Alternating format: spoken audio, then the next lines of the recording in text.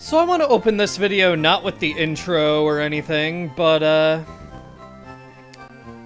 want to tell you what happened between episodes.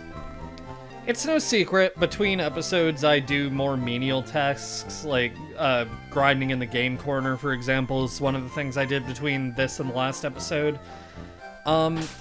And in the mornings before work, I've actually taken to going to Vermilion City to use margarine and grind Stardust off of Staryu. You can see I've gotten a lot of star pieces and Stardust from doing this, just because that's a pretty efficient way to get selling items, and we're running a little low on cash that isn't from our rainy day fund that I'm still holding on to. Well, Staryu is not the only Pokemon that appears there with the Super Rod. Krabby and Horsey and Gyarados also can. While I was fishing, I happened upon this guy. A shiny fucking Krabby. So, even aside from the fact that this is the third shiny Pokemon in this playthrough, that's 1 in 8,192 chances, which, like, approaching how rare Pokerus is there.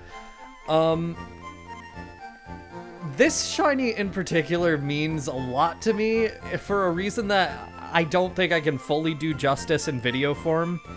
But let's just say, the first memory I have of losing a shiny, I was about probably 12, 13 years old playing Pokemon Heart Gold or Soul Silver, one of those two.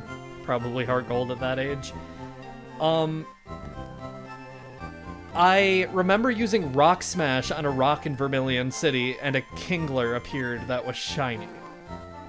I don't remember how I managed to fail catching it. I might have just not had Pokeballs because I was a kid. I wasn't going to be stocked up on Pokeballs 100% of the time playing Pokemon games as a kid. That was my first missed shiny, was that shiny Kingler in Vermilion City. Fast forward what must be a decade later, and I found a shiny Krabby in Vermilion City 3 years earlier. This might be that same Kingler. That's my justification for this. That is why it's named The Lost. I am overjoyed about this one. I wish I recorded my reaction. I recorded for like 40 seconds and didn't say a goddamn word in that footage, but believe me, when this thing appeared, I popped off harder than I did for any of the other shinies in this Let's Play. And that's saying something because, I mean, this freak I didn't really pop off, I just got mad, which I guess you could consider a pop-off, but I consider pop-offs to be when you're hyped. And with our friend Umi here, I was more, not mad, but just like kind of disappointed at how easy it was, because it was within like an hour. This Krabby is the only shiny I've found in this spoiling the future of the video there. This is the only shiny I've found in this Let's Play where it was 100% unanticipated and a good thing. Like, that Magikarp, I guess, is technically a good thing. It didn't feel like one at the time. This felt like a good thing. And considering it has some sort of personal meaning to me as well because of that story with the Kingler, I'm just really happy that this happened. Anyway, on to the intro. Hello, Internet. Welcome back to another episode of Pokemon FireRed and LeafGreen. In the last episode, we did everything up until our 8th gym badge against Giovanni, including catching Articuno and that goddamn Zapdos, which just remembering it makes me a little mad. This time, it's the end of the main story, on to the Indigo Plateau. What? Winter? What a surprise to see you here. So, you're going to the Pokemon League? You collected all the badges too? That's cool. Then I'll whip you, Winter, as a warm-up for the Pokemon League. Come on! Wouldn't be complete without one last rival battle for the road. Rival Aiden would like to battle. Leading with Pidgeot, as always, level 47, normal flying type, keen eye for the ability, knowing the moves Wing Attack, Feather Dance, Quick Attack, and Gust. This is a bad lead for me. I don't know why I'm leading with, well, I do know why, because the cat is who I want to be, like, gaining levels right now, but, you know what? We gave Gaster Thunder, and I don't think we've used it a single time yet, and we're getting rid of it in this video. Might as well just use it at least once before getting rid of it. I like Thunder's animation in this game. It feels like they put a lot more effort into it than a lot of the other ones in this game. It's cool.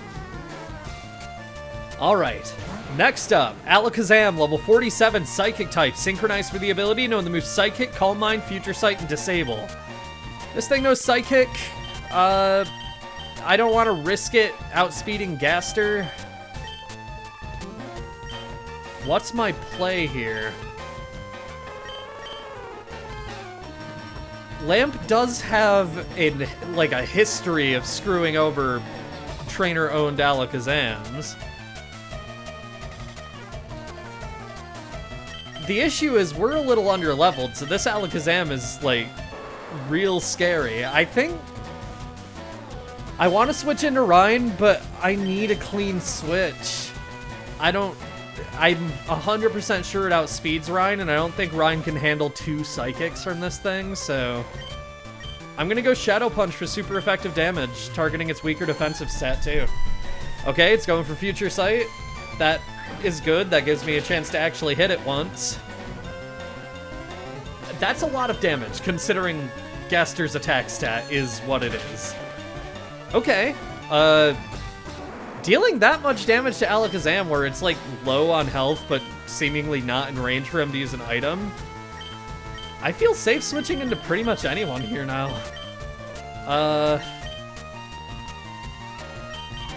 Looking at the rest of his team, I guess Umi, there's no reason for me to really be picky about what I'm switching into here. Disable isn't gonna work because I haven't used anything. Bite will take it out. Alright, we are going to be hit by Future Sight on this turn, so hopefully that doesn't hurt too bad. Let's see it. Huh? How? Does Future Sight fail if the user faints? I know it doesn't in future games. That's strange, okay. Anyway, Execute is level 47, Grass Psychic type, Chlorophyll for the ability, knowing the moves Solar Beam, Poison Powder, Sleep Powder, and Stun Spore. It's only, like, attacking move it needs to charge up to use, which kinda sucks for it.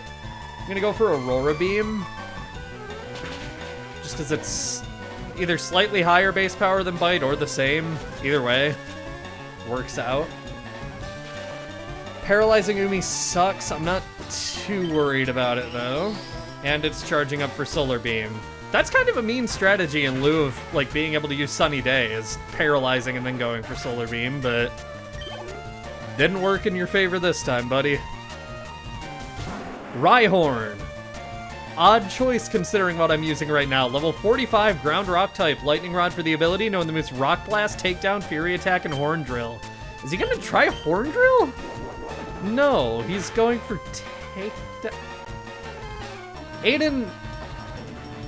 Oh, okay. He saw that coming. Aiden, I think you need to take a nap, buddy. That's like...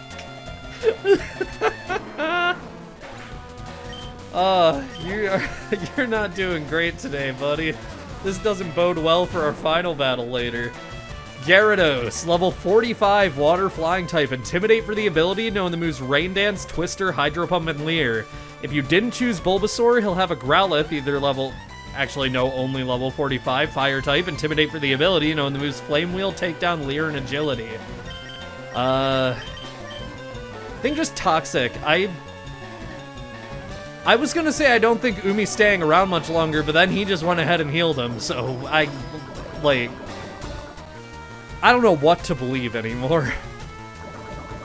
Okay,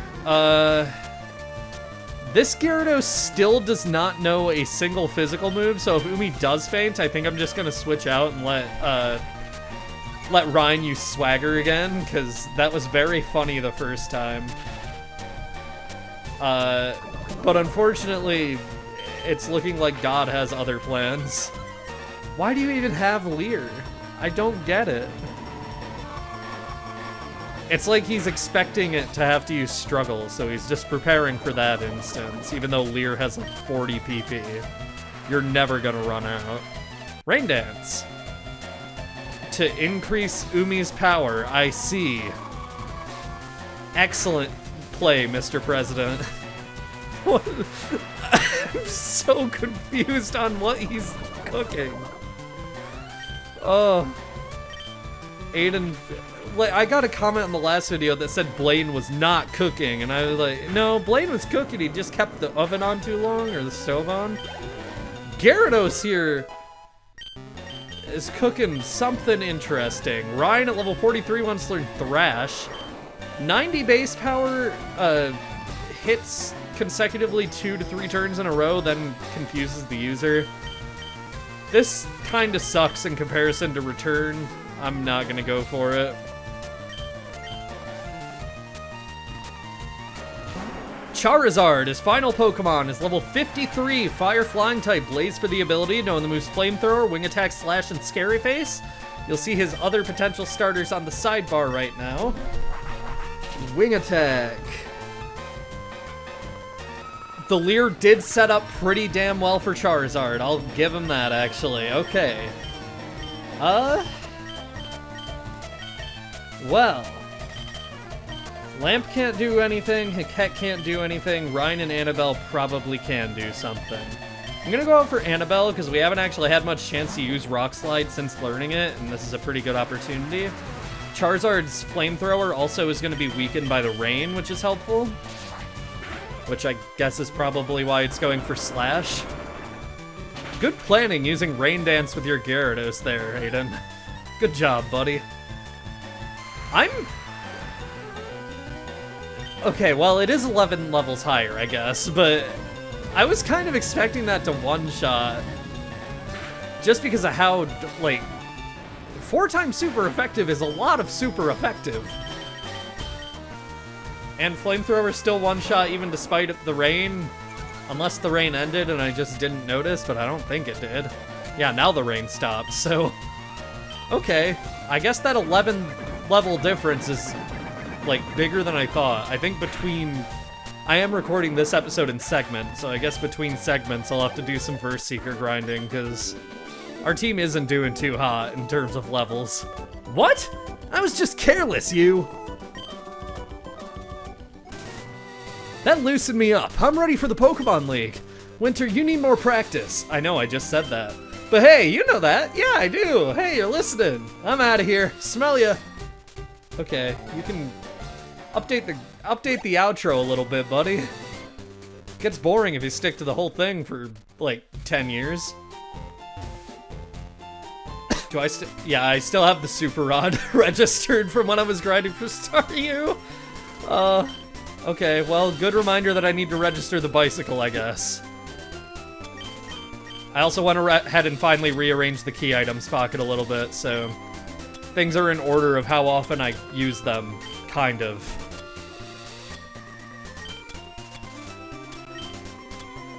I can put the item finder up here too, I guess.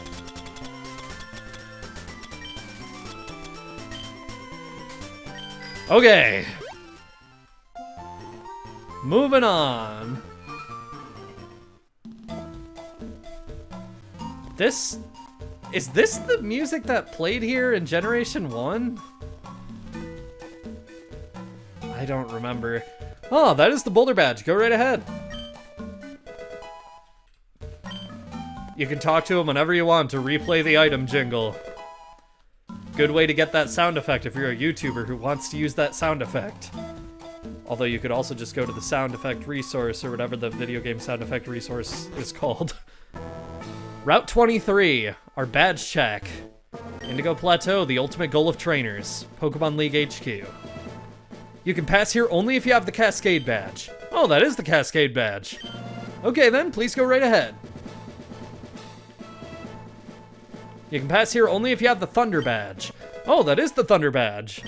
Okay, then please go right ahead.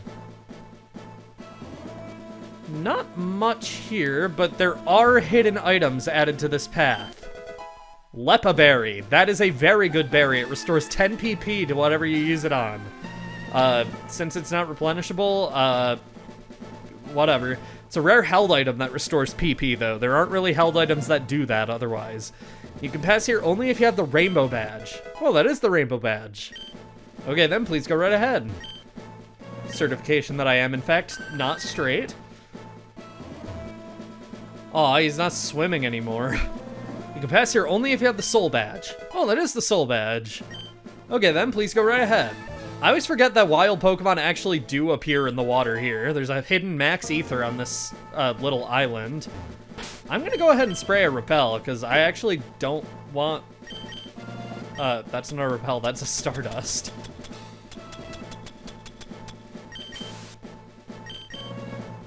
I don't want to be interrupted too many times going through here, really. There are Pokemon to catch, but nothing that I, like, haven't caught in the water, at least. And I also gotta keep an eye out, because I know there's another hidden item up there. Okay. Asper Berry that heals Freeze, which, whenever that will come up. There's a few new Pokemon to go over here, so let's just go over those now, real quick.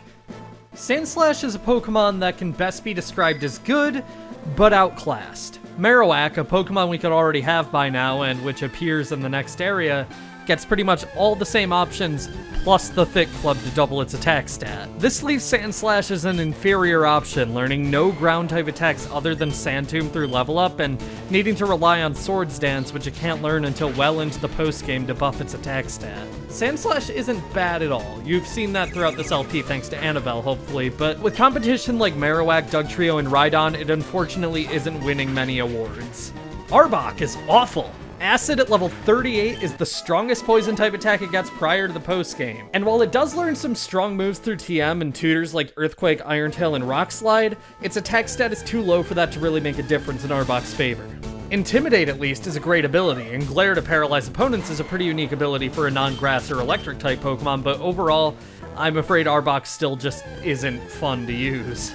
Primeape functions very similarly to Hitmonlee, using its high speed and attack stats to beat down opponents with Cross Chop, Rock Slide, Earthquake, and Hidden Power. Substitute and Focus Punch aren't at their best on Primeape due to its high speed, more often than not resulting in Substitute breaking the same turn it's created, but on a rare instance where Primeape is able to hit with Focus Punch, it's one of the strongest attacks in the game thanks to the same type attack bonus. Primeape's biggest weakness comes in the form of its mediocre defensive stats. Any decently strong physical or special move that it doesn't resist will likely send it packing, but when Primeape works, it works. It's one of my favorite Pokemon to use in this game. Seeing here that the Pokemon in this grass are really high leveled. That Sandslash was high enough level that it broke through the Super Repel. Like, it was level 44. You can, like, feasibly add these to your team pretty easily. You can pass here only if you have the Volcano Badge. Oh, that is the Volcano Badge. Okay, then please go right ahead. I will. Still want to keep an eye out. I'm not sure how many hidden items there are, but I do not want to risk missing any. There's a full restore. I do have the chart with all the hidden items from Bulbapedia, but I'm kind of just going off instinct here. It looks like there's one, there might be one. Only if you have the Earth Badge. That is the Earth Badge. Okay, then please go right ahead. Okay. There's one more up here. Citrus Berry. Okay, I missed one. I'm gonna go for it. Back for it, even. Up here. Ultra Ball on this wall. Cool. Anyway, I got all the hidden items here. 5 out of 6 of them I got without even, like, looking at my notes, so I'll take it. With that, we finally have access to Victory Road. Let's go.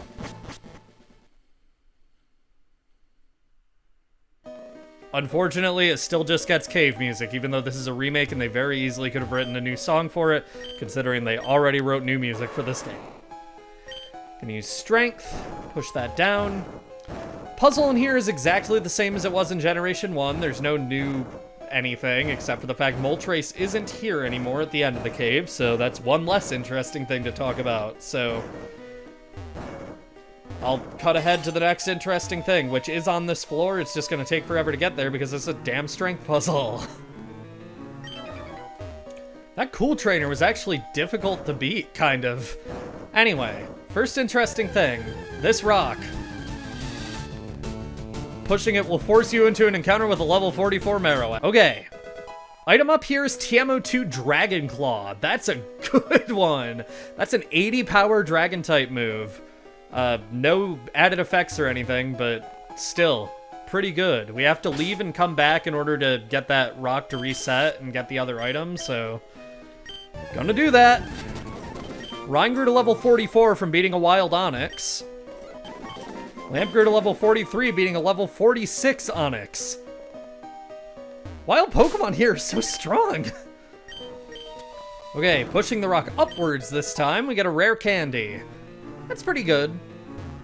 I mean, we are coming up on the end of the game where I usually use rare candies, so I'm not gonna complain about it.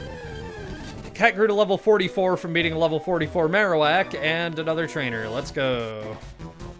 I can see you're good. Let me see exactly how good. Okay, while I'm fighting this guy, I am going to go ahead and go over the encounters here in Victory Road, so let's get started on that. Machoke evolves through trading. Let's talk about Machamp instead, since everything I will say about it applies to Machoke as well, just less. Machamp is a Pokemon that can deal a lot of damage in the right circumstances. Guts is, as always, a fantastic ability, making Machamp deal significantly more damage whenever it has a status condition, and it gets some great moves through all sorts of different methods. Vital Throw to skip accuracy checks at the expense of moving last through level up, Cross Chop for raw damage, Substitute and Focus Punch, which it gets powerful stab from and can utilize somewhat effectively thanks to its middling speed, Brick Break to shatter screens and reliably hit opponents, Rock Slide and Earthquake for coverage. There's really no shortage of physical options open to Machamp. The negatives start with its downright abysmal special stats, allowing Psychic types to walk all over it, along with any other Pokemon that can outspeed it and hit it with an even moderately powerful special attack. Machamp isn't bad at all. It isn't at its best in Generation 3, but on the off chance that it can survive, set up Substitute and hit with Focus Punch on the following turn, it has a gimmick that it can consistently use and deal good damage with. Marowak is an insanely powerful Pokemon with enough patience and willingness to invest in it. With the right combination of EVs, IVs, and Adamant Nature and a thick club as a held item, Marowak can effectively get up to an attack stat of 568 without setting up.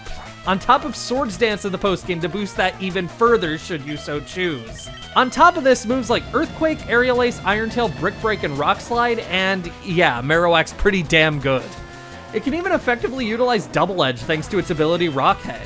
Marowak's biggest checks will be in water types. While with the right nature and investment in its speed stat, it can outspeed some of them, more often than not, they'll provide a pretty hard wall for Marowak to get over and you'd be better off switching out. Marowak's not invincible by any means, but with its downright ridiculous attack stat, you'd be forgiven for thinking it is. Just keep its weaknesses in mind when using it and switch it out to avoid danger, and it's an excellent member of a team in the Kanto region. I'm actually thinking I might need to leave to go heal after this battle, and like restock on items, because we're still using the super potions we bought all the way back in Lavender Town. We're finally down to only 2 left. I'm feeling the pressure from the low levels right now. I'm really feeling it. I'm really feeling it. Flew all the way to Cinnabar Island just to show we can buy hyper potions here. Only 16. Okay, I guess I need to sell my items sooner than I thought I would. I was planning on selling everything once we, like, got up to Indigo Plateau, but if we're that low on money, we need all the money we can get right now, I guess. That brings us back over 100,000. And that's just from grinding off Staryu, by the way. I'm sure a few of those Stardust we'd found just by exploring, but most of them are from Staryu. 50. Hell yeah. Okay, we are set on potions for now. And I'll buy 12 more of these just to be safe. Okay. Also, We have 6 of these. We don't need to buy more. Lamp grew to level 44 from beating a level 44 Golbat. Finally moving on to the second floor. Alright, there are a couple items I need to keep an eye out for here. This here is Victory Road. It's the final test for trainers. I know, I've been here for one whole floor already.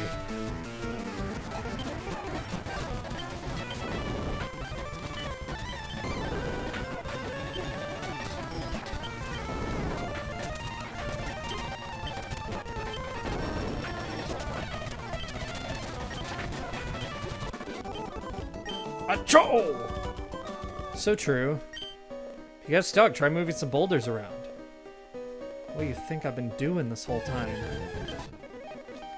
Found the TM37 here. I believe that's for Sandstorm? I kind of sped through the dialogue, so I'm not entirely sure what it said it was, but... Yep, Sandstorm.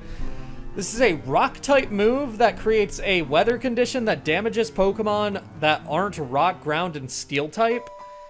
This is really bad for teams that do not revolve around those types. But it could turn Annabelle into an evasion tank thanks to her ability, which I think is funny. But I'm going to worry about retooling movesets once we actually make it to the Indigo Plateau. I'm not going to think about that right now. That is more than I'm willing to put in my brain at the moment.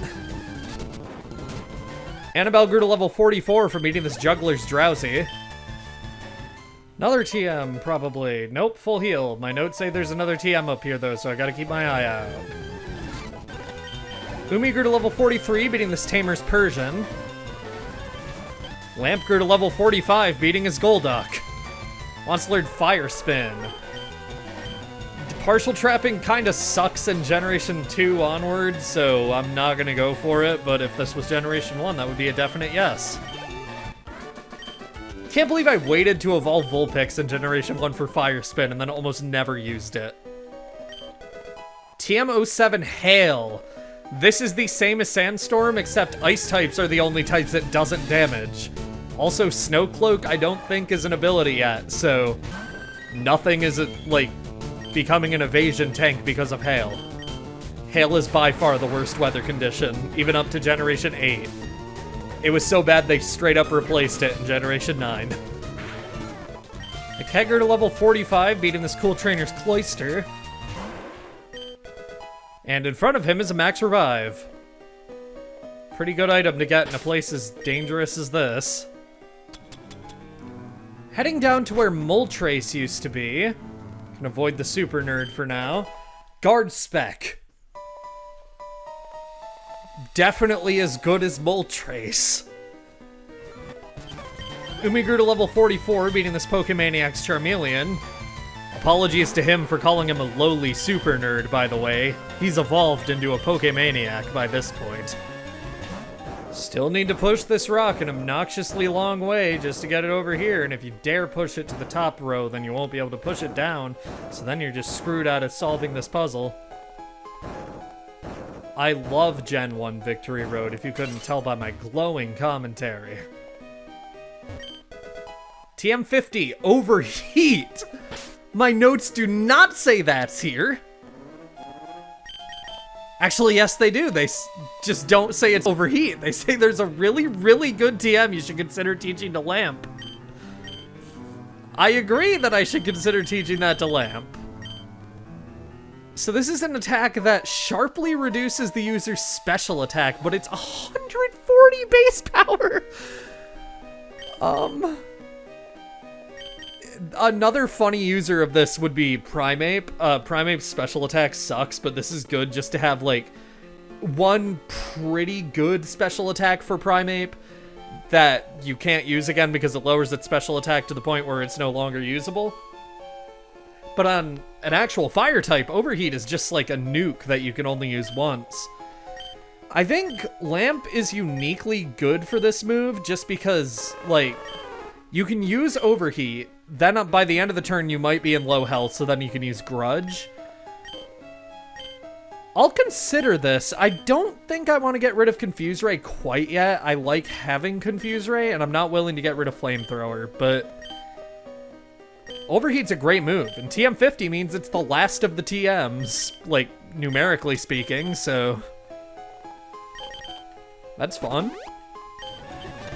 Gaster grew to level 43, beating this cool trainer's Clefairy.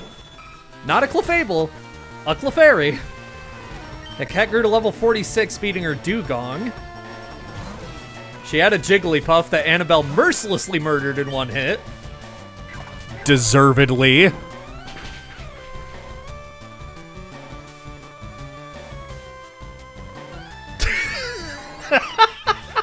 Wait, how much EXP is this going to be? I'm pretty sure Annabelle's holding a lucky egg. Over 1,000. Okay, maybe I won't need to grind for levels between, like, segments. We're gaining a lot here. Her having a team made up of mostly just experience, like, pinatas was probably helpful. Kingler's sprite in this game is good. Look at that. Oh, with the inverted colors, it's horrifying, but that's a cool sprite. Wow. Gaster's hit 3 thunders in a row. I'm going for the 4th. He doesn't miss. He don't miss. I don't care about your hyper potion. I'm going for number 5, baby. Let's fucking see this hit. Damn it. Well, you know what does never miss? Metronome. Well, not the biggest hit it could have been. Gaster grew to level 44 from finally taking out that Tentacruel with Psychic. Cat grew to level 47, beating this girl's Weepin' Bell. Finally made it to the point in Victory Road where we can just use strength on these boulders and push them down holes. Well, this one boulder, but you know what I mean. There's a new double battle here, featuring a new trainer class we haven't seen yet. Tyra and I don't know his name because she didn't say it in dialogue. We're trying to become champions together. Who's gonna tell them that there can only be one? Cool couple, Ray and Tyra. Nidoqueen and Nidoking. Interesting team comp, guys. Oh, this would actually be a great lead for me if I wasn't out of PP for Psychic and Earthquake. But, unfortunately, we might have to take some knocks on this turn. Because I gotta switch out on both of these guys. That Nidoking's Mega Horn did so much! Oh, you can see why I was singing praises about it, I guess. Oh my god. That poison is probably going to be the end of Rhine, yeah? Oh, that sucked. You will never Mega Horn again, Nidoking.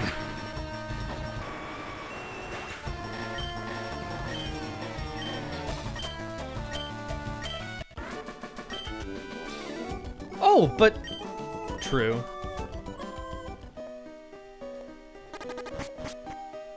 Okay. You should be proud of yourself, having battled your way through Victory Road so courageously. I did battle every trainer in here, I'm pretty sure, so I agree. In recognition of your feat, I'll teach you Double Edge. Would you like me to teach that technique? I sure fucking would. This move can be learned only once, is that okay? It sure is. What Pokemon should I teach Double Edge? I actually didn't think about... I don't think I actually want to teach this to anyone. Double Edge is a 120 base power normal type move that deals 1/3 of the damage done to the foe to the user in recoil. It's maybe worth teaching to Ryan. It's definitely better than Hyper Beam, and it's a powerful nuclear option, and you know, in a scenario where Hyper Beam would normally work, but I think I want to keep Hyper Beam because it's hype. It's hype when it works, and it's tragic when it doesn't. I need to heal this poisoning. Sorry to interrupt the epic walk up the stairs to the Indigo Plateau, but you know.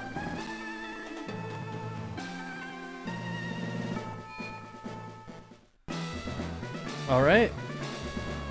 Here we are. Let's heal.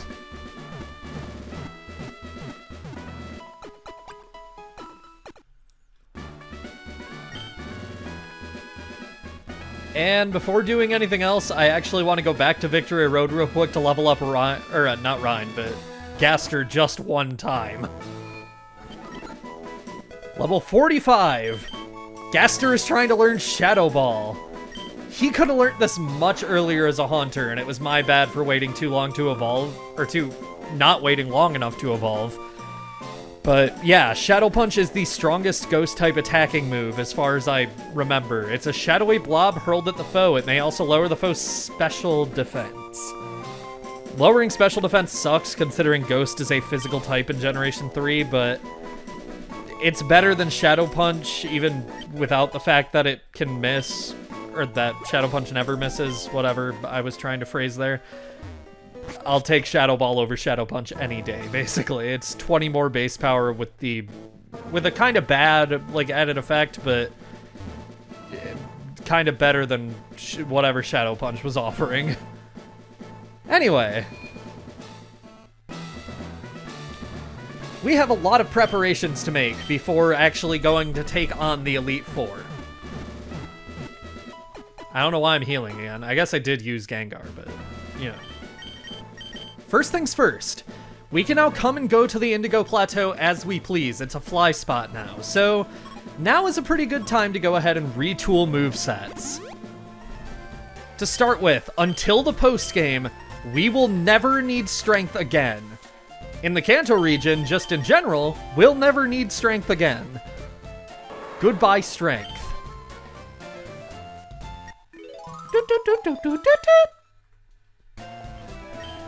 Now, I want to go through the TM case and see if there's anything I want to teach anyone here at the very end, because this is our last opportunity to really retool movesets during the main story. Focus Punch. I've been thinking about giving this to Annabelle and then giving her Substitute.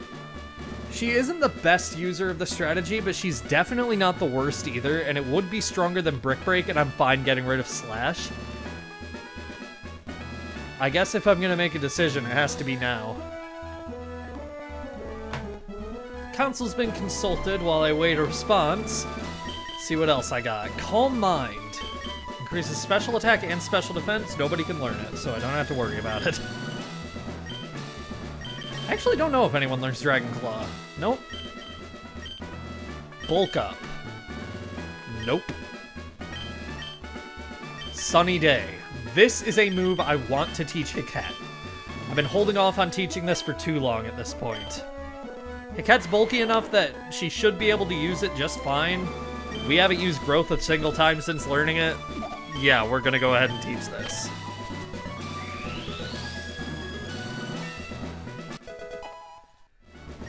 Taunt. This could be fun on Gaster. There are a lot of opponents that only have, like, normal fighting and ground moves. Gaster's immune to all three of those types.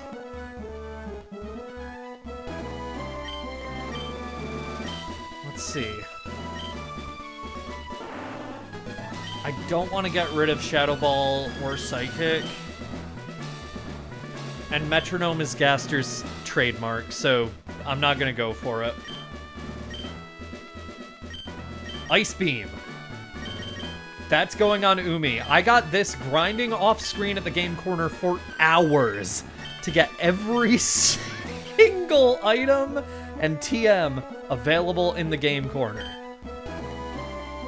So yeah. Goodbye, Aurora Beam. Welcome back, Ice Beam. Protect is another one where, like, it's kind of not good enough in, single battles. Safeguard. Lamp can learn it. I just don't think it's worth it. Solar Beam. Hiket.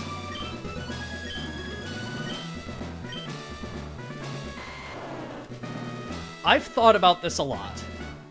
I really do not want to get rid of Razor Leaf, because it's our only consistent move that we can use even without the sun.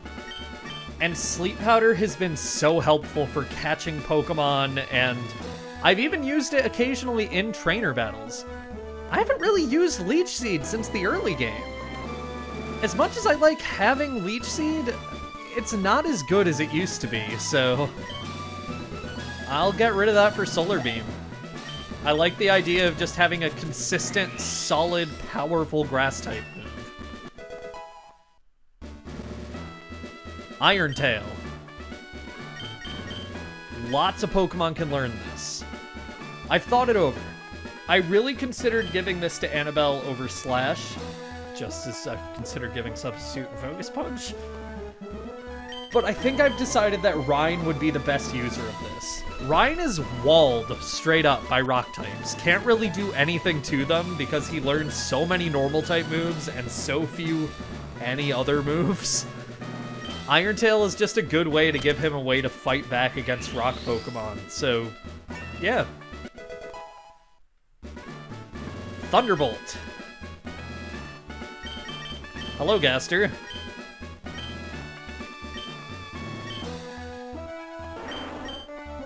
Thunder sucks. I grinded for hours for Thunderbolt. I'm not gonna just not use it.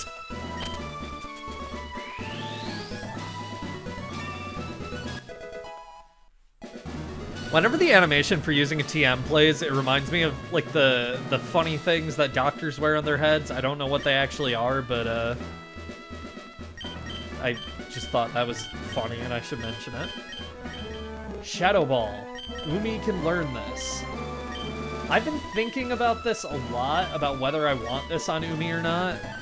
Shadow Ball's a good move, but Umi's attack stat isn't great, and I kind of like having Bite over Shadow Ball. But at the same time, the chance of lowering special defense is there, and I'm still undecided. I feel like we don't use Bite much, and when we do, it's against Pokemon that are bulky enough that it doesn't really make a difference. I feel like Shadow Ball might be better against Pokemon like Alakazam. I think I'll save Shadow Ball. Brick Break. Gaster can learn it, not worth it. Double Team. Everybody can learn it. Okay. Another thing I could do with Annabelle is I could use Double Team and Sandstorm and just run a Justy evasion set. I don't know if I want to teach this to anyone. I'll come back to it maybe later. Reflect. Nobody can learn it. Flamethrower. Another one I'll have to come back to Ryan for. Sandstorm. Ryan can learn it. So I could have Ryan set up for Annabelle. It's another one I'll come back to. I doubt I'm going to actually use evasion strats with Sand Slash, though. Fire Blast. Not really worth it anyway. We have Overheat. Aerial Ace. Annabelle. Did Annabelle not have this for a while? Did we get a second Aerial Ace TM, or am I crazy? I might be crazy. Honestly, yeah, it's... I mean, Annabelle's the only one who can learn it. If I want to replace it with Substitute and Focus Punch, so be it. I think, yeah, I'll get rid of Slash for that. Why not?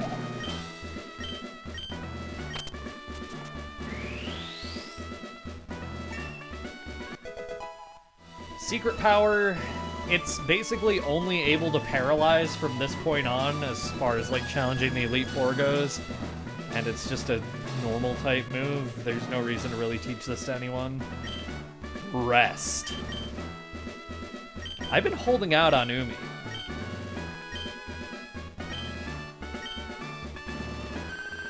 I honestly forgot that I was planning on giving this to Umi, but I really don't think we need Bite. I was thinking about replacing Bite with Shadow Ball already, and Rest is just a good move for a Pokemon with HP as high as Umi's.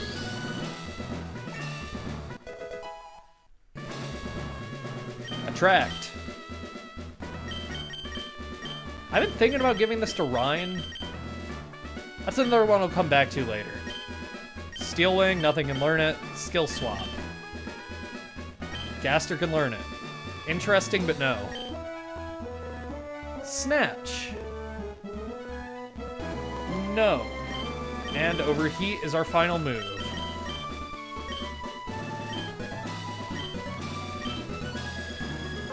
Okay. Here's my thinking with Overheat. We need Flamethrower for consistent damage, like, just while Lamp is out and has nothing better to do. Will-O-Wisp is really good for a guaranteed burn, which is something Lamp is very important to Lamp. Grudge is funny as fuck and has worked successfully one time, and I do not want to lose that. Have I used Confuse Ray a single time in the past 3 episodes? Not that I can remember, so if I did, it wasn't notable. Overheat has the opportunity to be a very powerful nuclear option, which Lamp is severely lacking. I think this might be pretty good. I'm gonna go for it. And if I regret it, that's fine. There's a move relearner in this game.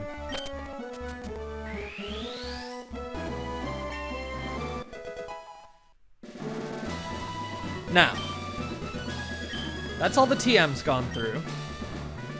And I'm not really, like, jumping at the opportunity to go see move tutors again, because if I didn't teach them then, why would I want to now? Although, still pending advice on Annabelle from the council. There is one TM that I've mentioned in many, many bios, but that we still haven't gotten a TM for. Hidden Power. Hidden Power is a move that will be different for every Pokemon using it. Its type can be anything other than normal, though it will always be listed as a normal move, and its power can range from 31 to 70 depending on the user's IVs. This move can be an incredible asset to some Pokemon. Beedrill, for example, can get an actually good Bug-type stab move, while Fighting types can get a much-needed Ghost-type move to cover Psychic and Ghost types. So where is this TM in this game? You can only get it through a Pokemon with the ability Pickup. And in this game, that means Meowth! And only Meowth! Not even Persian. Every time Pickup activates in the overworld, there is a 5% chance Meowth will end up holding the TM for Hidden Power. Now this is pretty good chance, and I'd even argue that keeping Meowth in your party for as long as you don't have a full team is a great idea. It can learn Cut for navigation, and there's always a chance of it holding great items like a rare candy, PP Up, Hidden Power TMs, and several of the berries we've found throughout the game, and some we haven't even, though the rarer ones are only for Berry Crush. Now for my purposes, grinding for TMs looks like this.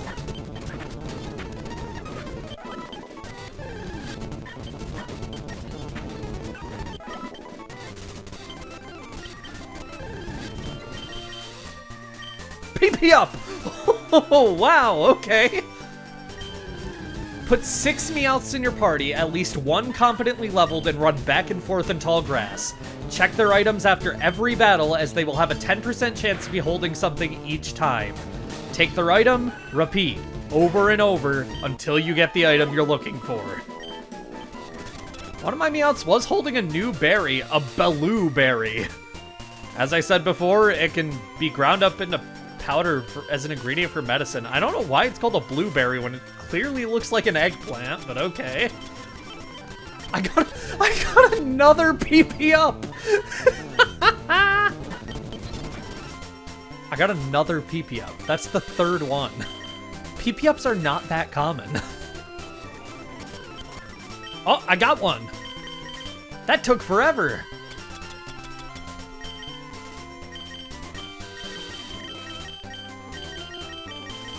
TM10, Hidden Power, an attack that varies in type and intensity depending on the user. Now, how can you determine what type your Pokemon's Hidden Power will be? Well, you can look in a save editor, or use an IV calculator, though those are rarely 100% accurate. Otherwise, it's 100% trial and error, testing it against opposing Pokemon until you find out what type it is. You can roughly gauge the power in this way too, but it's not going to be possible to find that out on your own. You'll need Save Editor for that. Starting in Generation 4, there are NPCs who will tell you your Pokemon's hidden power type, but unfortunately that is not the case here. Going ahead and checking everybody's hidden power in PK Hex now, Gaster's is a 35 base power ghost type move. That's pretty bad. Annabelle's is a 65 power rock move, which means it's better than Rock Tomb was. Vaporeon's is a 45 power ice type move. It's just worse than Ice Beam in every way. Lamp's is a 42 power bug type move. Ooh. Hiket's is a 63 power ground type move. That one might be good to keep in mind. She's not the best physical attacker, but ground is a good type. Oh, the way my eyes just lit up. Oh, Tauros Rhines is a 62 base power ghost type move. That's really good. The maximum base power that it can possibly be is 70. So we aren't far off from that. And for it to be a ghost type move, that covers so many problems for Rhine. Everybody say to the Meowth, oh, they gotta have a cooler team than the Meowth squad. The Meowth mob. I looked up synonyms for squad starting with M and mob came up, but I think mafia is better. Everybody say goodbye to the Meowth mafia. Until later, I will pick them up again, but for now, that's gonna be all. So it goes without saying, Rhine is getting hidden power. Was it 62 or 63 power ghost type move? That's pretty damn good for Rhine. Goodbye, Hyper Beam. You were fun while you lasted, but return is just better.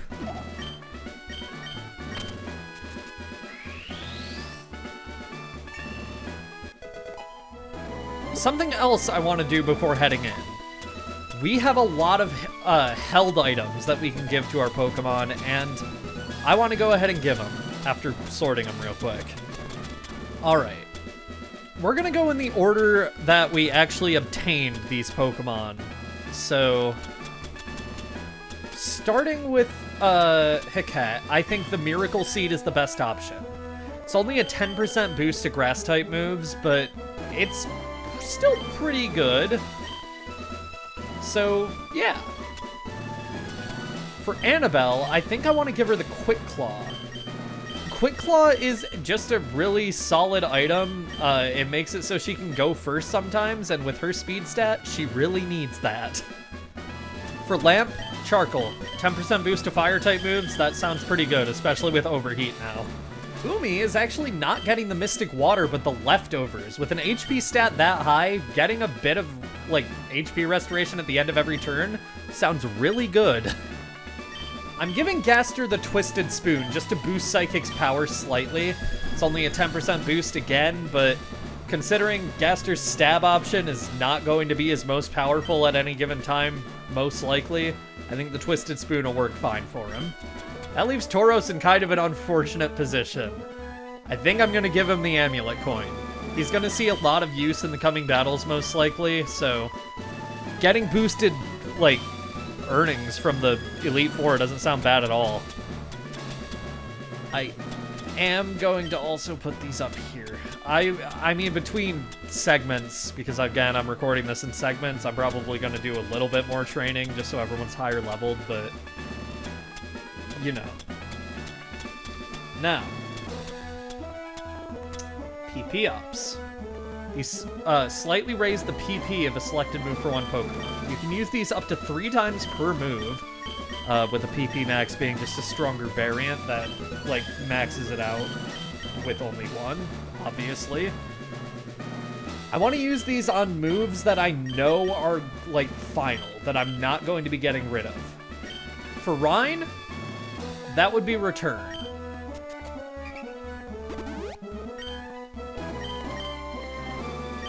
For Hiket, I'm between Solar Beam and Razor Leaf. This moveset is very likely final. I might replace Razor Leaf in the future with a poison move, but that would be in the post-game. I think Solar Beam is going to get it. For Lamp, This is actually tricky. I think Flamethrower. For Umi, Surf. For Annabelle, Earthquake, easily. Only 10 PP on that. And for Gaster, I'm using Metronome. I think it actually landed on Metronome. You know what? I wouldn't have it any other way. I believe that'll boost the PP of the 10 PP moves up to 12. Yep, 12 for Metronome, 12 for Earthquake. We're up to 18 for Surf, 18 for Flamethrower, 12 for Solar Beam, and 24 for Return. That basically just guarantees that all their best moves aren't going to be running out of PP. And Metronome. But Metronome is the best move, of course. It must be the best, it's all of them. Rare candies, we have 7 of them. Okay. Umi gets one and Rhine gets one because they are the lowest level at the moment. I'm not gonna bother looking at experience bars, I'm just gonna use them.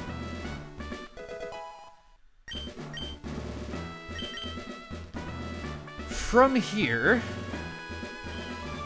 I think I'm gonna give one to Umi, one to Annabelle, one to Rhine, one to Gaster, and pretty predictably the last one to Lamp. I'm going to be doing more training off screen anyway, so may as well just give one to everyone except the Pokemon who's already the highest leveled. Anyway, here's what our final move sets at least are looking like. Levels are definitely not going to be final, but that's fine. Shadow Ball, Metronome, Psychic, and Thunderbolt on Gaster. Earthquake, Aerial Ace, Rock Slide, and Brick Break on Annabelle. This is also subject to change depending on if the council gets back to me or not. Surf, Toxic, Rest, and Ice Beam on Umi. Flamethrower, Will-O-Wisp, Overheat, and Grudge on Lamp. Razor Leaf, Sunny Day, Solar Beam, and Sleep Powder on Hiket. And Return, Swagger, Hidden Power, and Iron Tail on Rhine.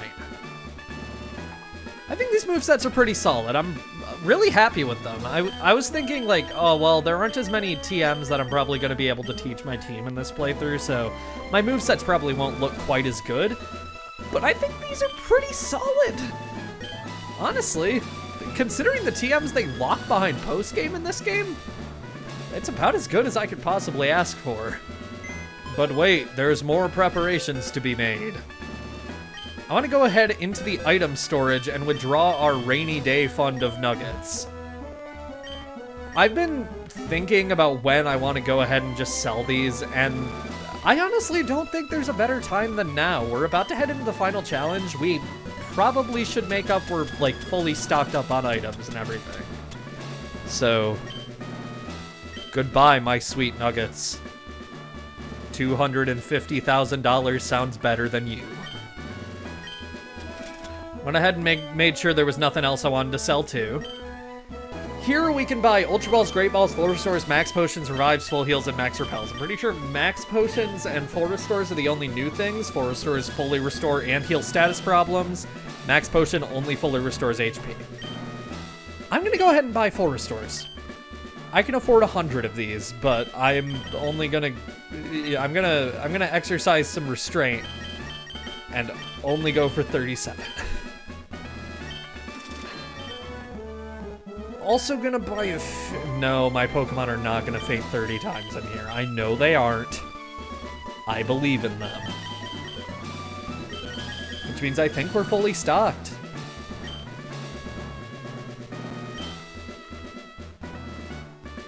Alright. That is gonna do it for the first segment of this recording then. Between segments, I'll go ahead, get like advice on whether I want Sandslash to have Focus Punch and Substitute, and if nothing comes of that, then my Pokemon will just be higher leveled the next time you see me. Alright.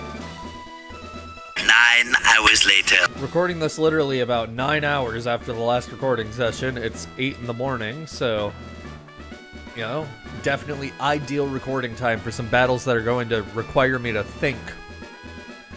Alright. Yo, champ of the making. At the Pokemon League, you'll face the Elite Four all in a row. If you lose, you have to start all over again. This is it. Go for it. We've stocked up on items, we've altered our movesets as much as I feel is necessary, and I leveled everybody up to 50 to 55 for Haket thanks to the experience share. Very effective way of training. I'm pretty happy with these final movesets. We got Shadow Ball, Metronome, Psychic, Thunderbolt, Return, Swagger, Hidden Power, Ghost, Iron Tail, Surf, Toxic, Rest, Ice Beam, Flamethrower, Will-O-Wisp, Overheat, Grudge, Earthquake, Aerial Ace, Rock Slide, Brick Break, Razor Leaf, Sunny Day, Solar Beam, Sleep Powder. New Poké-Rap. Alright. Alright. From here on, you face the Elite Four one by one. If you win, a door opens to the next trainer. Good luck. Indigo Plateau, the ultimate goal of trainers.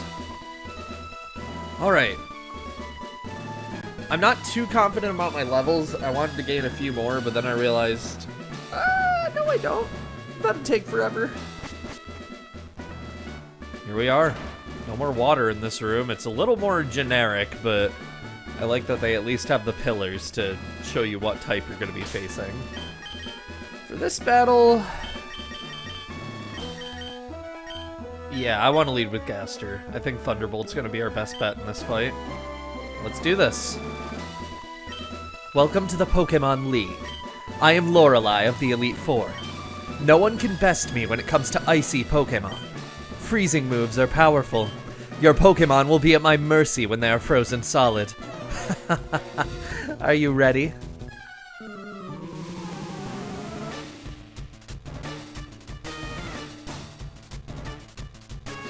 Elite Four Lorelei would like to battle. I'm gay. She's leading with Dugong, level 52, Water Ice type, thick fat for the ability, known to move Surf, Ice Beam, Hail, and Safeguard. Thunderbolt is our best option against this thing. My notes even say, Lorelei's team is very weak to Electric, and with only one of her Pokemon being affected neutrally by it. Her team is relatively weak, and I know we have Thunderbolt on something by this point. It took until this episode to get Thunderbolt on something, but I wasn't wrong. Easily take out that Dugong. It did set up Hail, which is a little annoying, because that's going to be buffeting Gaster and whoever else I send out in this battle every turn, but that's okay. Her next Pokemon, Slowbro, level 52, Water Psychic type, oblivious for the ability, so it can't be infatuated. Knowing the moves Ice Beam, Surf, Amnesia, and Yawn. I could go Shadow Ball here for stab, but I still think Thunderbolt will do more damage. Slowbro's physical defense is, like, really good if I remember correctly, so... yeah, that is a better option. I will finish it off, at least, with Shadow Ball. Nice paralysis proc there, Gaster. I could go for Metronome to be really funny here, but I think in these battles I want to at least try to take them a little seriously. Because these aren't going to be like the hardest battles in the world, but they're leading up to our final battle. I want to like get the brain working before the final battle, preferably, because I'm going to need to win the final battle, considering my team's levels relative to the levels in the final battle. Pokemon are going to be jumping about 15 levels by the last fight here, so don't get used to seeing Pokemon at like level 52. If you want to know the best possible way to grind for levels for this challenge, obviously give a Lucky Egg to your lead Pokemon and an Experience Share to something else. Then just head into this room over and over again and fight Lorelei. You won't win every time, you will win sometimes. Just move on to the next one then.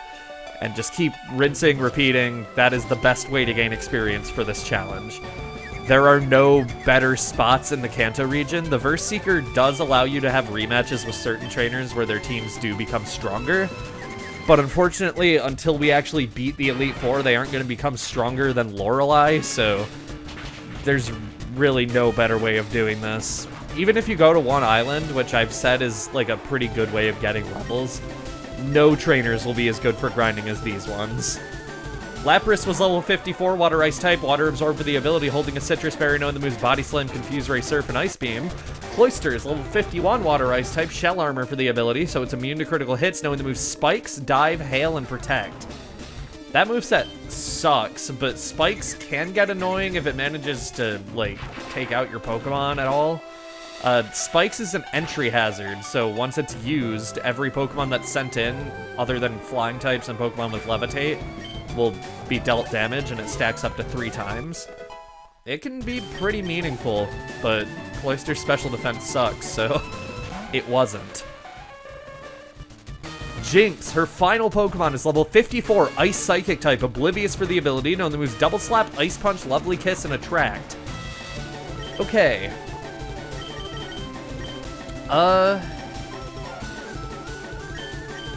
Lamp was made for this. I just know it's gonna use Attract on Gaster, which is gonna get annoying. Unfortunately, lesbians don't exist in this universe. Although I know that's patently wrong, and I even have a Gengar on my team, so whatever. Lesbian Pokemon don't exist, according to this. Even though that's probably wrong, too. There's probably some source for lesbian Pokemon, but you know what I mean. You know what I'm saying.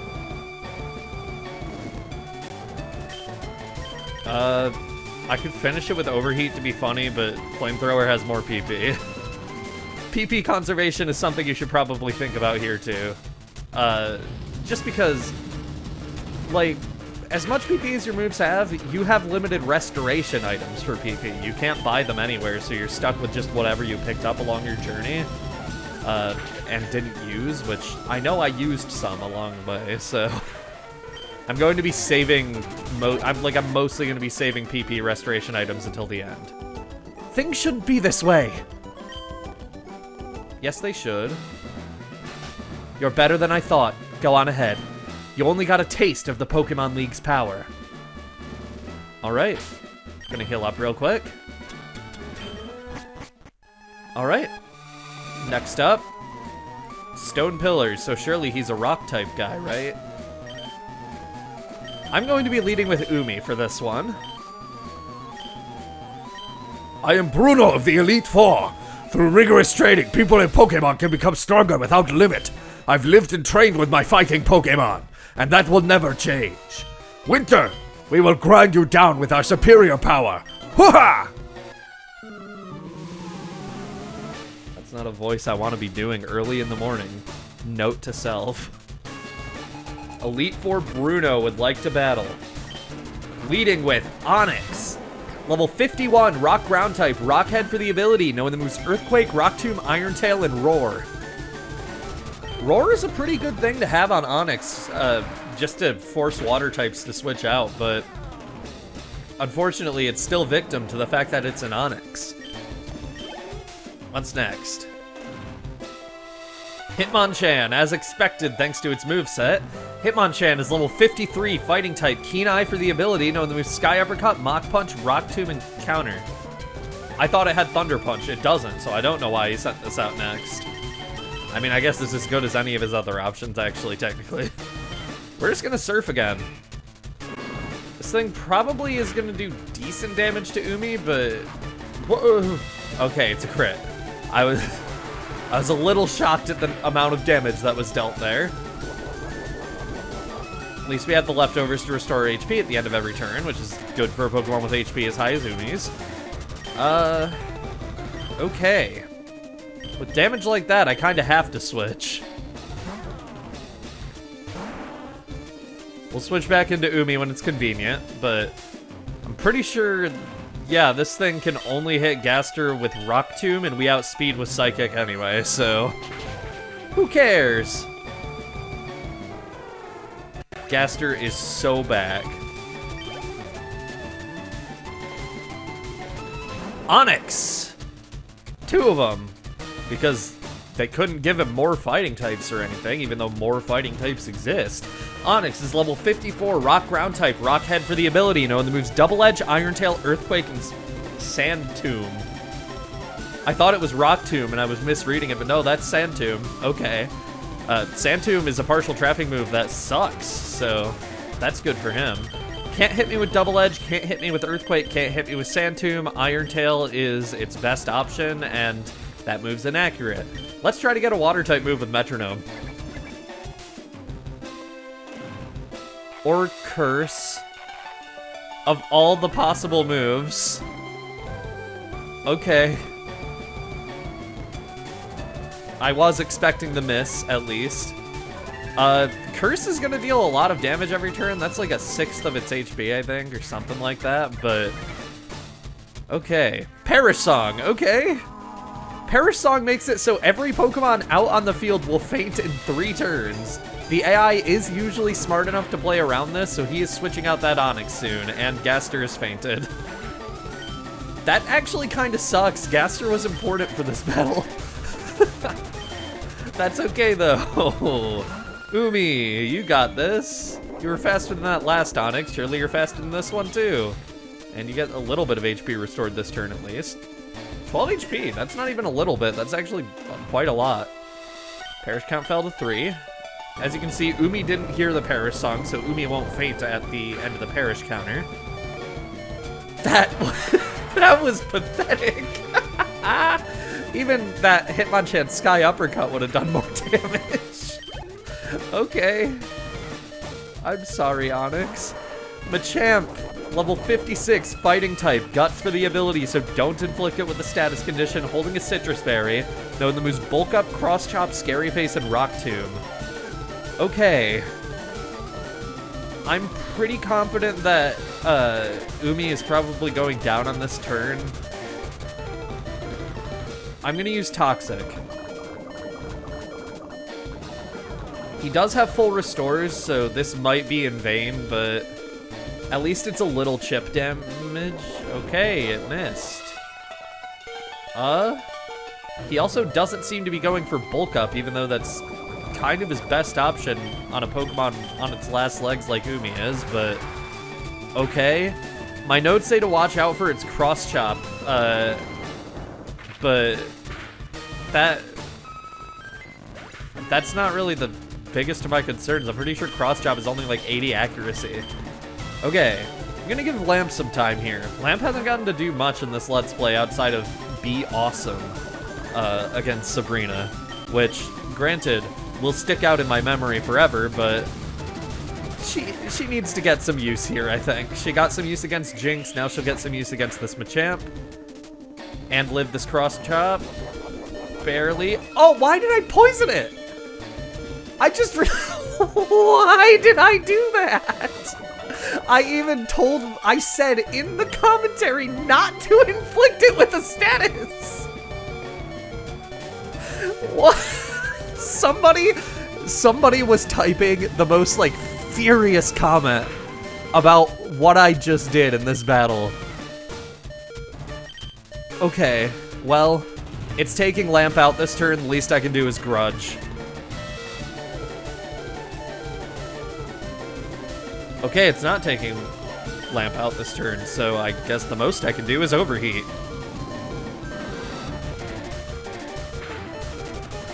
Take out, take out, take out. Oh, so close. And Rock Tomb hits this time. I don't think Grudge works on the following turn, so... yeah. Okay. This battle is not going great because I decided to be a little too funny with Gaster. Can at least get an attack drop, and Ryan is not at risk of, like, of making it stronger using any of his attacks, so... was gonna go for Hidden Power Ghost to finish it off, but... nope, he healed. Fighting type move from this thing would be devastating to Ryan. Oh, I really don't have a good switch here. Why did I switch into Ryan? What the hell was I cooking? Okay, let's see how much this does. The attack drop should at least maybe do something? Maybe? Scary Face. Ryan might still outspeed, honestly, with how slow Machamp is. Okay, never mind. I spoke too soon and was, like, immediately was made to eat my words. And a crit, of course.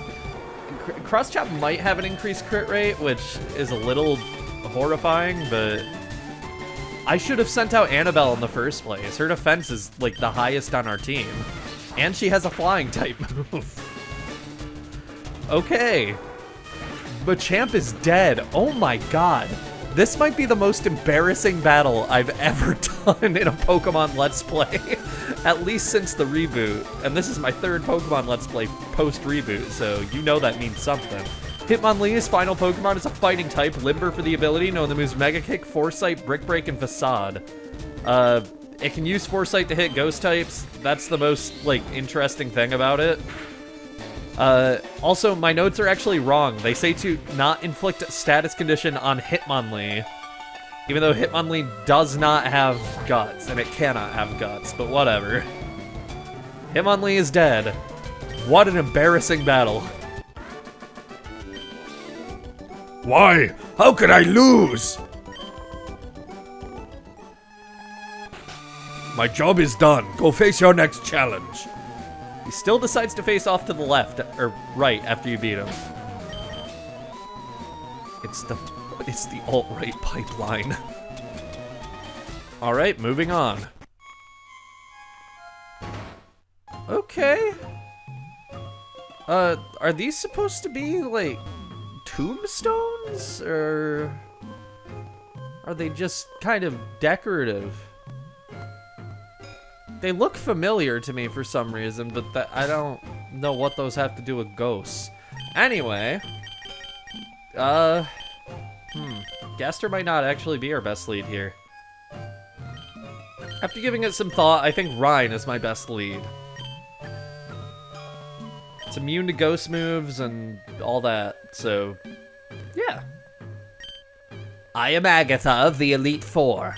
I hear Oak's taken a lot of interest in you, child.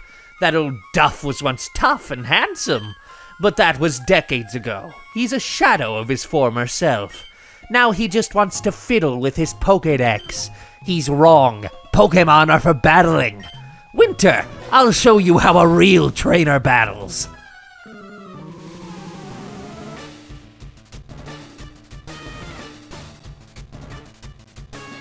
Agatha.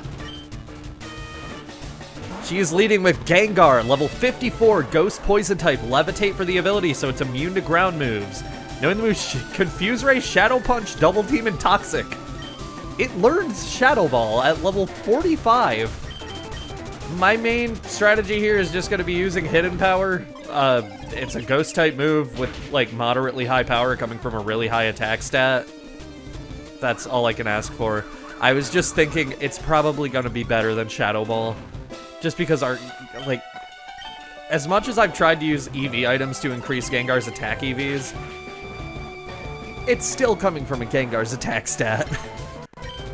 Take that out. Alright. Her specialization is still mostly in poison types, not ghost types. She only has 3 ghost types, and all of her Pokemon are poison. Golbat is level 54. Poison flying type, even though my notes say ghost flying. Inner focus for the ability, knowing the moves Confused Ray, Bite, Air Cutter, and Poison Fang. I'm just gonna go for Return here. Return is gonna be almost always Rhine's strongest option, but against ghost types, Hidden Power Ghost is gonna be really useful. Against psychic types too, kinda, so that's useful. Take that out in one hit, as expected from a Golbat, I guess. Arbok, level 56, Poison type, Intimidate for the ability, knowing the moves Bite, Sludge Bomb, Screech, and Iron Tail. I'm actually gonna switch out. I can switch back into Rhine if I need to, but that attack drop is gonna actually, like, do some damage to my performance here. Screech. Okay. Considering this thing's moves, that doesn't really matter to Annabelle. Okay, 2 Screeches does matter to Annabelle because now even Gengar can do significant damage to it, but that's fine. Earthquake. Should one-shot. Yep. Good job, Annabelle. I thought about giving her Sandstorm, like, between segments of this video, but then I realized she doesn't need something to stand out. She's Annabelle. She's number 1. Haunter is level 53, Ghost Poison type, Levitate for the ability, so don't use ground moves on it, knowing the moves Mean Look, Curse, Hypnosis, and Dream Eater. I'm just gonna go for Rock Slide. Annabelle doesn't really have any further use here. She can't use Earthquake against anything else in this battle, so just get some damage off while I can, I guess. It's gonna go for Dream Eater now, so I'm gonna switch into something else. Rhine is the answer to what that is. Get an attack drop too, even though that doesn't matter because this thing doesn't. Mean Look? What was the plan? Were you going to trap Sandslash in to finish you with Rock Slide?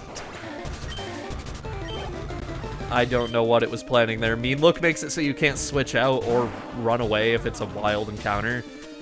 Anyway, her final Pokemon is Gengar, level 58, Ghost Poison type, Levitate for the ability, holding a Citrus Berry, knowing the moves Shadow Ball, Sludge Bomb, Hypnosis, and Nightmare. Nightmare is a unique status condition that can only affect a sleeping Pokemon. It drains the Pokemon's HP slightly at the end of every turn. Similar to a burn or poison, but kind of worse because the Pokemon has to be asleep and can wake up at any time. So, yeah, interesting moveset. I'm gonna go for Hidden Power. I thought about using Swagger, but that might actually make Sludge Bomb a real threat. Sludge Bomb is its strongest option here, really. But it's 7 levels higher and it only did that much, so, you know, it's still a Gengar.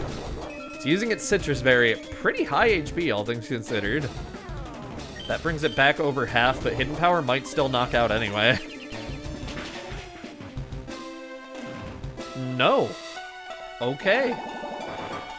It's kind of fighting back against Rhine pretty effectively. She might still have a full restore too. Yeah. Okay.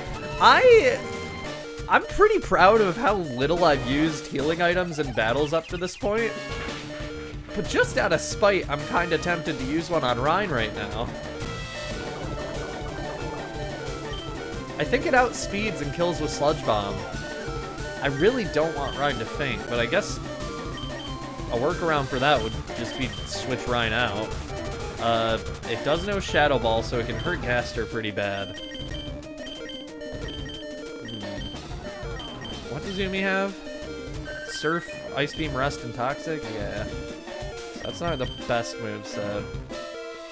No matter what I switch into, Sludge Bomb is gonna hurt. It's more just a matter of, like, minimizing damage and still being able to come out on top.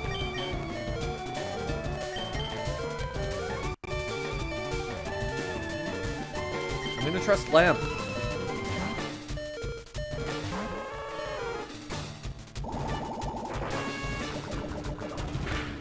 She's been in every Elite Four battle so far. Okay, I was just gonna go Scorched Earth, use Hypnosis, but... or Overheat, but... Agatha had other plans. Which means this is where I'm going to finally use the Poke Flute in battle. You will not use Nightmare on her.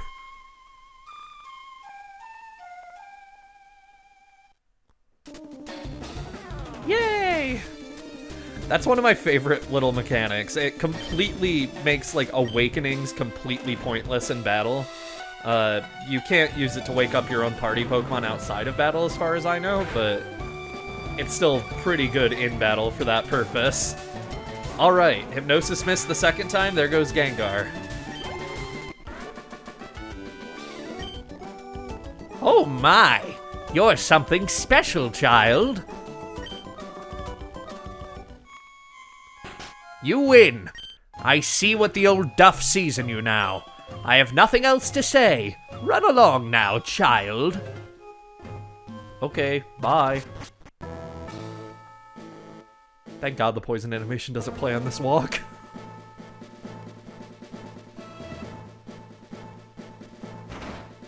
Here we are. Final member of the Elite Four. I should probably heal up. I should have done that before coming in here. I'm actually gonna lead with Gaster for this battle. Alright, here we go. Ah, I've heard about you, Winter. I lead the Elite Four. You can call me Lance, the Dragon Trainer. Okay, hi Lance, the Dragon Trainer. You know that dragons are mythical Pokemon. They're hard to catch and raise, but their powers are superior. They're virtually indestructible. There's no being clever with them. Well, are you ready to lose? Your league challenge ends with me, Winter.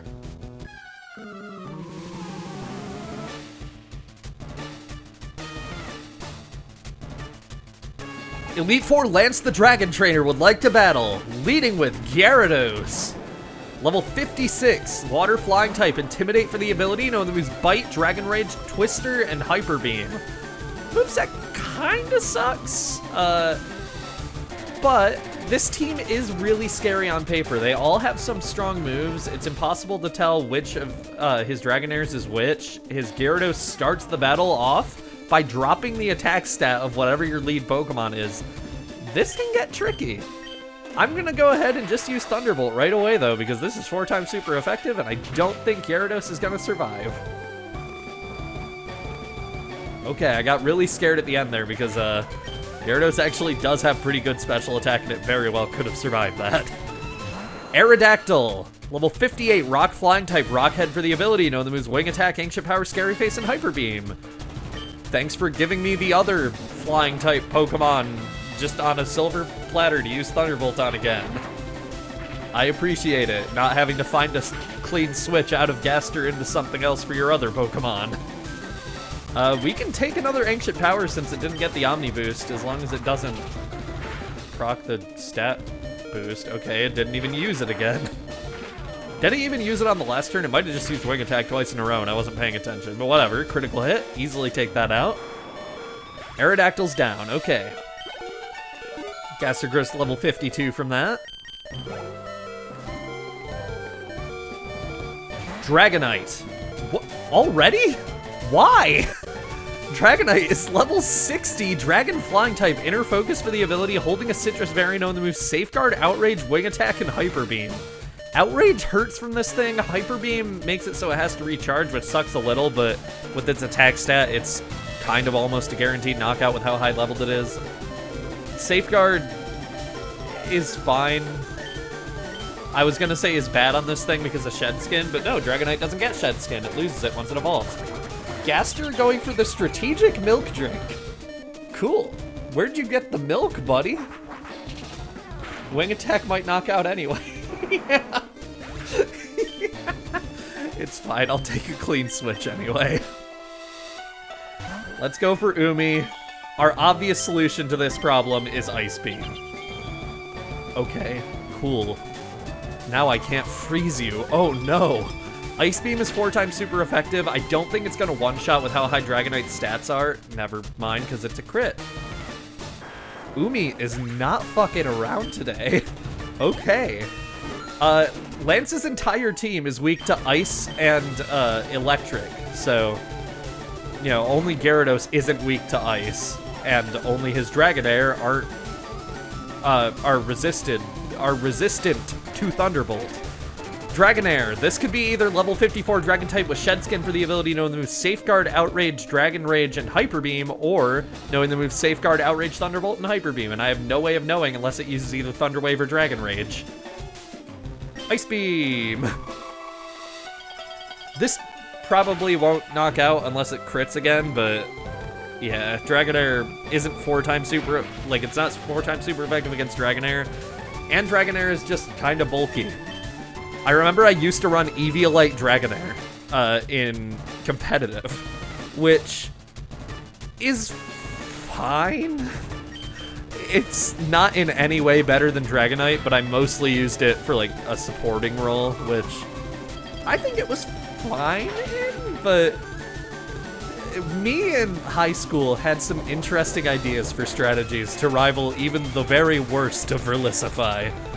But I'm not a Nazi, so, you know, that counts for something. When I do it, it's just a little quirky and silly. When he does it, it's a Nazi being bad at Pokemon. Alright, take out Dragonair. It did use Thunder Wave, so I know what this one is.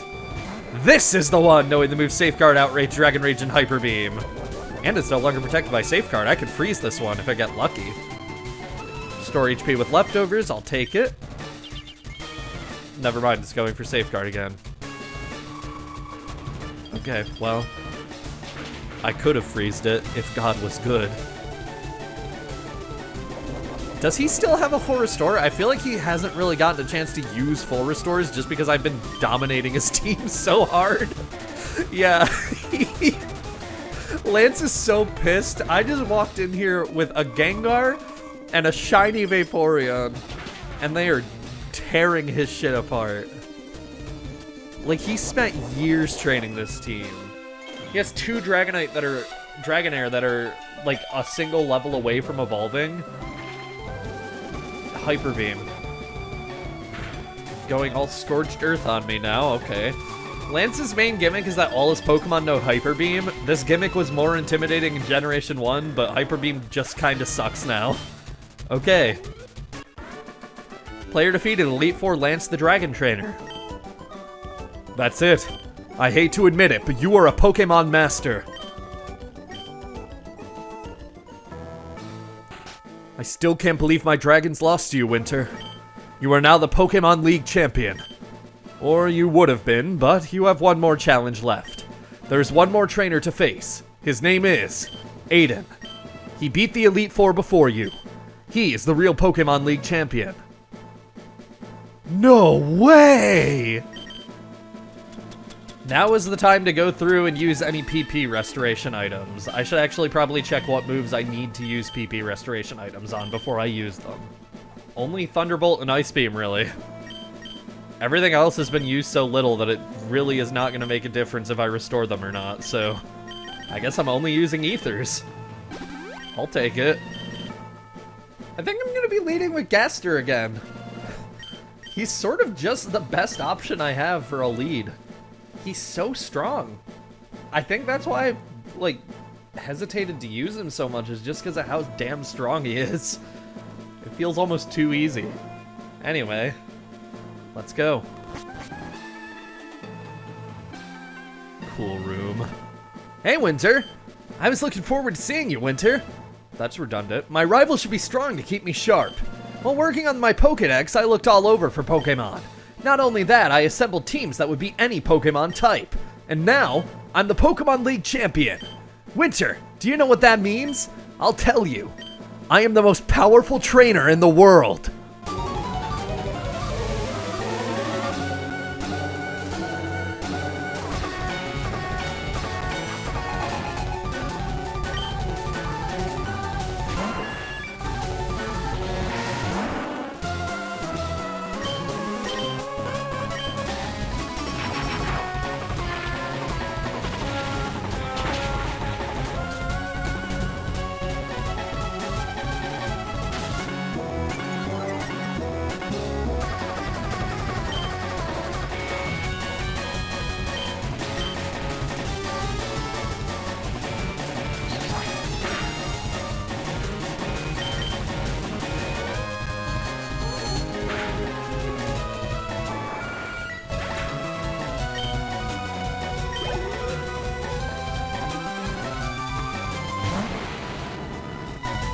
This is the final song in Pokemon FireRed and LeafGreen's main story, at least, that I think sounds best on Game Boy Advance. It's such a good remix! Anyway, his Pidgeot was level 59, normal flying type Keen Eye for the ability, knowing the moves Aerial Ace, Feather Dance, Sand Attack, and Whirlwind. His Alakazam is level 57 Psychic type, Synchronized for the ability, knowing the moves Psychic, Reflect, Future Sight, and Recover. This thing can be annoying if we don't have an answer to it, because Recover, like, that's basically a full restore, considering how little damage we're probably going to be doing to this with most things. Psychic is going to be hitting like an absolute truck with how high its level is. I'm actually a little worried about this. I'm going to go for Rhine. I think Return will do more damage than Hidden Power with the same type attack bonus, just with how high-powered it is. Reflect is there just to raise Alakazam's defense, since its defense is really mediocre, which, yeah, you can see makes a big difference. Okay, it's faster than Rhine too. I mean, I could see it was from the last turn, but I was kind of hoping it would not be true. I'm gonna go for Swagger since it doesn't have any, like, physical attacking moves, and hope it just hits itself on the next turn, lets me win, but I'm not gonna hold out hope for that. Oh my god! I should have held out hope for that, apparently. Ryan is so cool. Oh my god, I love this team so much. I said in Generation 1 that this is the best team I've ever put together, and I still think it's true. I think this team's really fun to use. Executor is level 59 or 61, depending on your starter. Grass Psychic type, Chlorophyll for the ability, known as Sleep Powder, Light Screen, Giga Drain, and Egg Bomb. Egg Bomb sucks. Giga Drain is pretty good. Light Screen is pretty good. Sleep Powder's pretty good, so 3 out of 4 ain't bad. Let's just go for the super effective hidden power. Yeah, not gonna do much, but that's fine. You did well, Ryan. So far, we're just kind of trading knockouts. I'm gonna go for Lamp next. I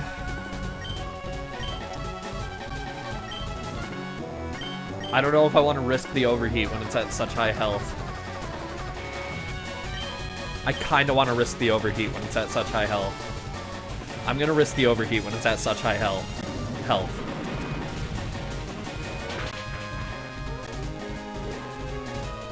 Yes! Oh, cool! Yeah!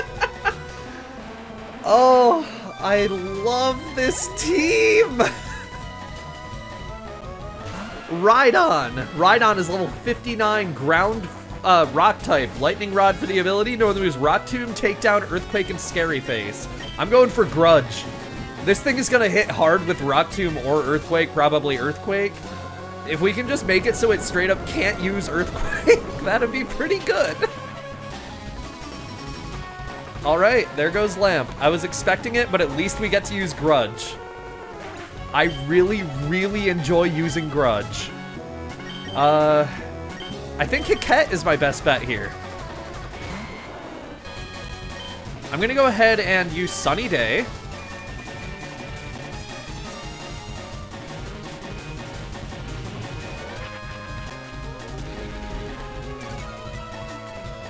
Scary Face is gonna drop our speed, which is a little bit scary, but it could be scarier.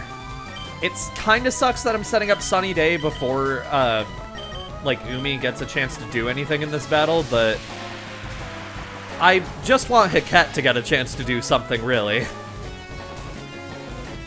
Easily take out Rhydon with Solar Beam. We don't need to charge up with Solar Beam, thanks to the sun. What's next? Charizard already. Okay. Charizard is level 63, Fire Flying type, Blaze for the ability, holding a Citrus Berry, known as Flamethrower, Aerial Ace, Slash, and Fire Spin. You'll see what else he could possibly have here on the sidebar.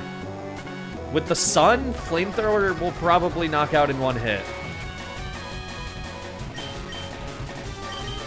I'm gonna go for Sleep Powder. Oh, it doesn't have Flamethrower, it has Fire Blast. Why did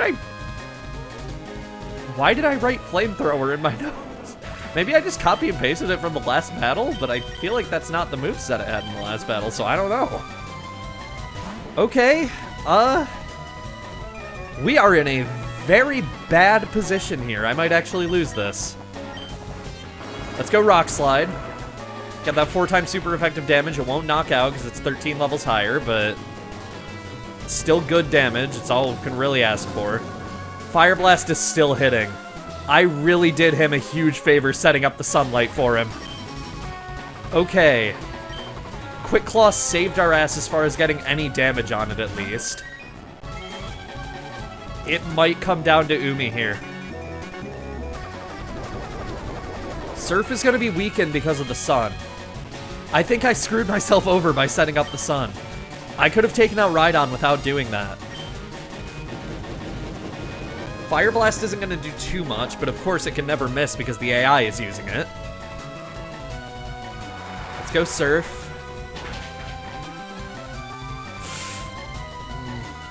Sunlight faded. Okay, Fire Blast will be less powerful on this turn, which is good. But Umi still has to take out another Pokemon after this. And he still has full restores. I don't think I'm winning this one, I'm gonna be honest. I'm not gonna count Umi out just yet, but, considering the situation we're in, you know? I'm trying to be at least a little bit realistic about my odds here. Because Fire Blast will never fucking miss as long as it's the AI using it. I guarantee it. No burn, thank God. Okay. That's the end of Charizard. Charizard's Reign of Terror. Gyarados is his final Pokemon. Level 59 or 61, depending on your starter. Water Flying type. Intimidate for the ability. Knowing the moves Hydro Pump, Dragon Rage, Bite, and Thrash. Thrash is horrifying here, frankly. Maybe it'll be dumb and go for Hydro Pump? Probably not. Toxic. You know what? I don't think this is winnable. It has Dragon Rage, which no matter what beats Umi in a minimum of 3 turns. Thrash might just straight up knock out Umi right now. This might be the end. But let's go for it anyway. Okay, not going for Hydro Pump, not giving me any, not even giving me an inch. Can we freeze? The answer is no. Okay. You know what? I'm not willing to lose. Every Let's Play has a moment where I just snap and use a max revive, and god damn it, this is that moment for me. I am not losing to Gyarados. If I beat Charizard, I win. And if you have a problem with that, this is my playthrough. And I never said items were banned. I just tried not to use them. And I succeeded for a while. I even talked about how proud of that I was in this video, so I'm gonna let myself have one. It's locked into Thrash or Confused, either way. Okay.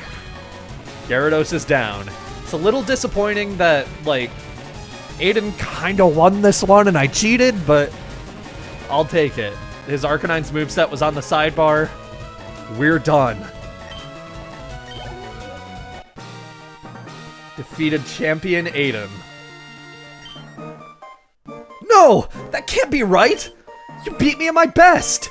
After all that work to become the league champ? My reign is over already? It's not fair! Why? Why did I lose? I never made any mistakes raising my Pokemon. Darn it! You're the new Pokemon League champion. Although I don't like to admit it. Winter! So, you've won. Sincerely, congratulations. You're the new Pokemon League champion. You've grown up so much since you first left with Bulbasaur to work on the Pokédex. Winter, you have come of age. Aiden, I'm disappointed in you. Screenshotting this for future use. I came when I heard you'd beaten the Elite Four. TMI. But when I got here, you had already lost. Aiden, do you understand why you lost? You have forgotten to treat your Pokemon with love and trust.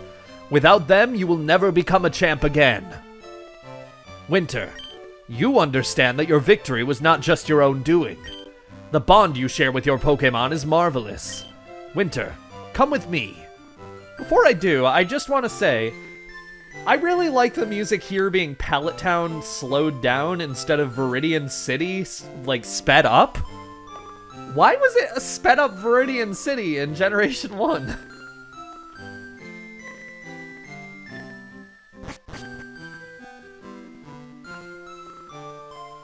Ahem. Congratulations, Winter.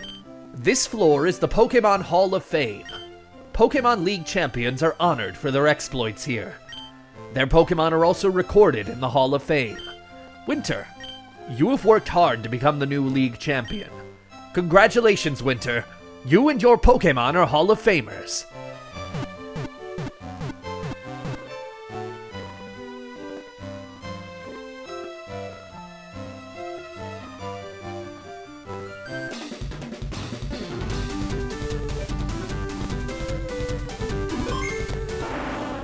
Gaster, Umi, Rhine, Lamp,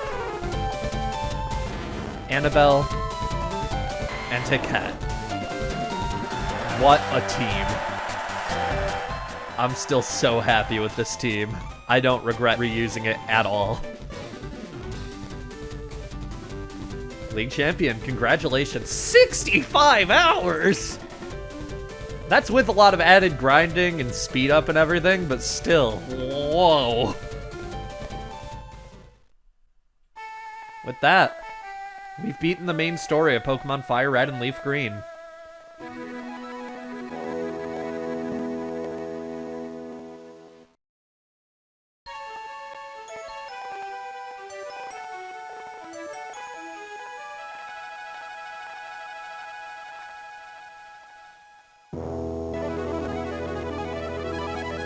Overall, I think FireRed and LeafGreen are pretty lackluster as remakes.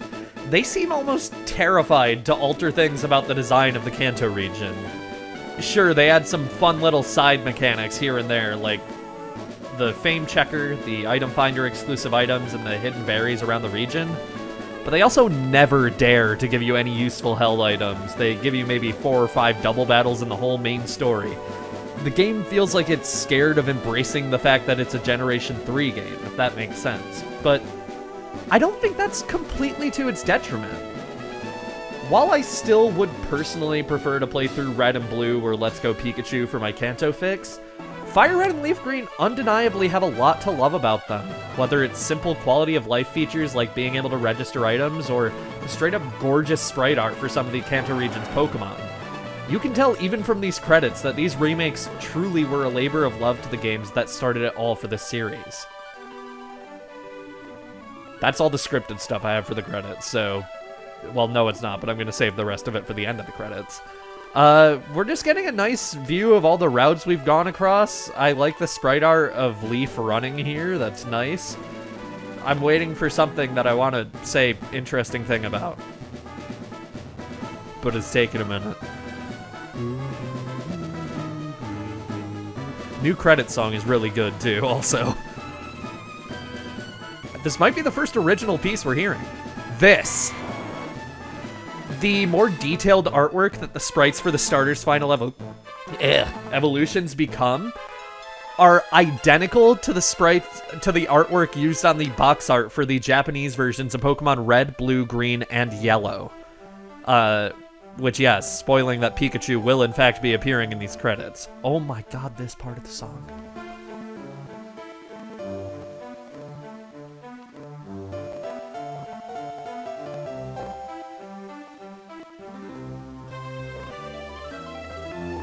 I don't know. My feelings about this game are conflicted because as a game, again, I'd prefer Red and Blue or Let's Go. Hello, Blastoise, you look scary. But I have so much nostalgia for FireRed and LeafGreen, just related to playing the games as a kid and these being like the main games that ROM hacks were made off of as a kid too. And I used to play a lot of ROM hacks, even if I never really finished any of them. They're like old ROM hacks, so they weren't great, but you know, I was a kid. It was just cool to play new Pokemon games. But even just that, I have so much nostalgia for FireRed and LeafGreen and the things and quirks about this game and all of its systems. It's really cool. And I'm glad I got to finally showcase it in a Let's Play that isn't 10 years old and awful. We're not done yet.